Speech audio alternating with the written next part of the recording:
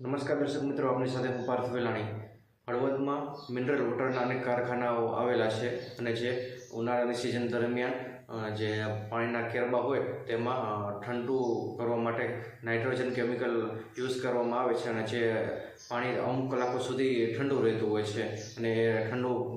રાખવા માટે એ કેમિકલ ઉમેરવામાં આવે છે અને જે લોકોના ઘર સુધી જાય છે, પ્રસંગોમાં જાય છે અને એ પાણીનું લોકો સેવન કરે છે, પરંતુ એ પાણીથી લોકોને કેટલું નુકસાન કરે છે, કેટલું હાનિકારક લોકો માટે બને છે અને એ બધી લોકોને હજી ખબર પણ નહીં હોય। ઘણા લોકોને ખબર હશે, પરંતુ જે નહીં ખબર હોય એના માટે અમે જે સાવધાન કરીએ છીએ કે આવા જે કારખાનાવાળા હોય કે જે તમારા સ્વાસ્થ્ય સાથે ચેડા કરી રહ્યા છે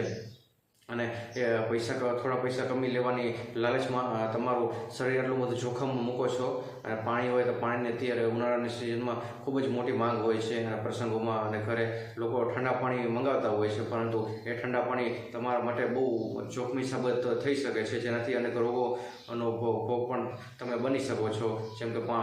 ચામડીના રોગો, જઠરના રોગો અને બહુ એક હાનિકારક જે તત્વો કેમિકલ હોય છે અને તમને ખૂબ જ નુકસાન પહોંચાડી શકે છે। તો તમે પણ આવા પાણી પી રહ્યા છો તો તમે પણ સાવધાન થઈ જજો, કારણ કે આ બધા કારખાનાવાળા હોય એ તમારું શરીરને બરબાદ કરી નાખશે અને તમારે જે દવાખાનાના ખર્ચાઓ પણ ભોગવવા પડશે આવનારા ભવિષ્ય માટે।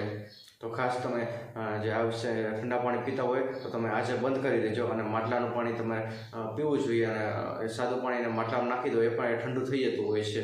અને ખાસ તો જે ઉનાળામાં માટલાની ખૂબ સારી માંગ રહેતી હોય છે, તો એ કારીગરો માટલા બનાવવાવાળા હોય તો એને પણ રોજગારી મળી શકશે અને આ કારખાના બનાવવાવાળા હોય એ કેમિકલ નાખી અને રૂપિયા કમાઈ લેવાની લાલચમાં તમારી સાથે આટલા બધા ચેડા કરતા હોય છે।